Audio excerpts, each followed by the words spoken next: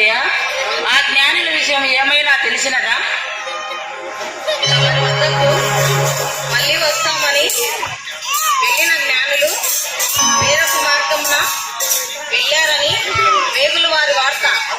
మంత్రి, ఏమి మోసగాళ్ళు ఆ జ్ఞానులు! పైకి మాత్రం జ్ఞానులు అనే చెప్పుకొనొచ్చు, అజ్ఞానుల వల్ల నడుచుకుంటురే. అయ్యారే,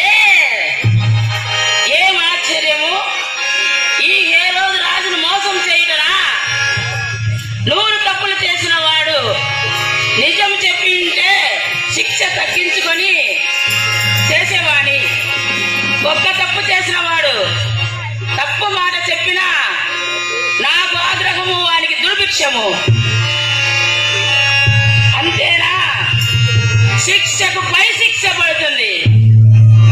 అజ్ఞానులేనా అజ్ఞానులు? నా జ్ఞానం కూడా ఉపయోగించుకొని నాకు బాగా తెలుసుకొను. మంత్రి, ఈ బెత్లెహేములో దాని సకల ప్రాంతంలో ఉండే 2 సంవత్సరముల పిల్లలను మొదలుకొని తక్కువ వయసు గల వారిని వధించుమని న్యాయాజ్ఞగా చెప్పము. మీరు తొందరపడుచున్నట్టున్నారు. మమ్మలను చిన్న పిల్లలను చంపుట మహాపాపం. మంత్రి, ఆపమని అధిక ప్రసంగము, నీతి మాటలు నాకు చెప్పుడయా? ఏ రోజు రాజుని మర్చినట్టు ఉన్నావు. రాజావారు అన్యాయం చేసిన పెద్దలైనను పిల్లలైనను చంపుట న్యాయమే. కానీ పసికందుల మీద మీ ప్రతాపం ఎందుకు మహారాజా? మంత్రి, ఆపము నీ నీతి మాటలు. చిన్న పిల్లవానికి చెప్పినట్లు ఈ హెరోదు రాజుకు చెప్పుతున్నావే. ఈ హెరోదు రాజును మరచినట్లున్నావు. మన ఘోర పాపమని చెప్పుతున్నాను మహారాజా. మంత్రి, ఆపమని అధిక ప్రసంగము. ఏమి జారినా నోరు జారకూడదు. జారిన నోరును వెనక్కి తీసుకోవడము కష్టము.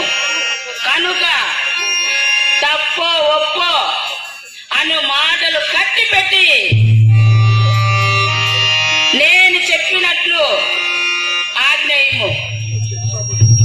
శిరస వహించి నీవు చేయవలసినది సైన్యాధిపతికి తెలిపి, మాది ఒకే మాట, ఒకే బాట గల వంశస్థులము మేము. ఆడి తప్పము, పలికి బొంకము. అలాగే మీ అందరికీ మరి ఒకసారి నేను మనస్ఫూర్తిగా కృతజ్ఞత తెలుపుతున్నా. కూడా మనస్ఫూర్తిగా నేను కృతజ్ఞత తెలుపుతున్నా. ఎందుకంటే ఇక్కడ ఈ నాటిక వేసిన వాళ్ళల్లో ఎవరు ఏ రోజు స్టేజిని ఎక్కినటువంటి వాళ్ళు కాదు. చదువు వచ్చిన కొందరే ఉండేది. వాళ్ళకు కూడా ధైర్యం లేని వాళ్ళే. ఇంకా చెప్పాలన్నా మన సంజమ్మ, పెద్ద సంజమ్మ, చిన్న సంజమ్మ, ఉదయమ్మ, ఏం పేరు నీ పేరు, కవితమ్మ, వీళ్ళు కట్టె తీసుకుని మోదిన చదువు రాదు. కానీ నిజంగా వాళ్ళు ఈ సమయంలో ఇక్కడ చేరగలిగారంటే, ఇలా చేయగలిగారంటే అది దేవుని ఆశీర్వాదం. మరి తక్కువ ఒప్పులో చూసిన మీరందరూ మనస్ఫూర్తిగా వారిని అభినందిస్తూ ఒక్క మారు చప్పట్లు కొట్టండి చాలు. ఎందుకనగా ఇంతటితో ఆగిపోలేదు, కొనసాగుతుంది కొనసాగుతుంది కొనసాగుతుంది. జాన్వరికి ఉంటుంది, ఈస్టర్కు ఉంటుంది, స్త్రీలతోనే ఉంటుంది, యవ్వనస్తులతో ఉంటుంది. ఆగిపోకుండా ప్రారంభించిన దీనిని తిరిగి కొనసాగించాలి. వేసే సమయంలో అనేక ఆటంకాలు వచ్చాయి, అనేక మాటలు విన్నాం, అనేక రీతులుగా దూషించిన వారిని విన్నాం.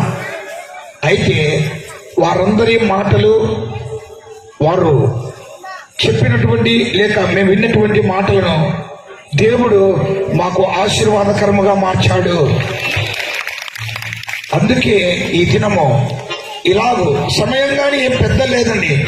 నేను ప్రాక్టీసు వాళ్ళకుండి నేర్పిస్తూ, నేను లేని సమయాన్ని కూడా వీళ్ళే నేర్చుకుంటూ, మరి అహరోన్ అయితే 3 రోజులే మాత్రం, ఎక్కువ రోజులు లేడు.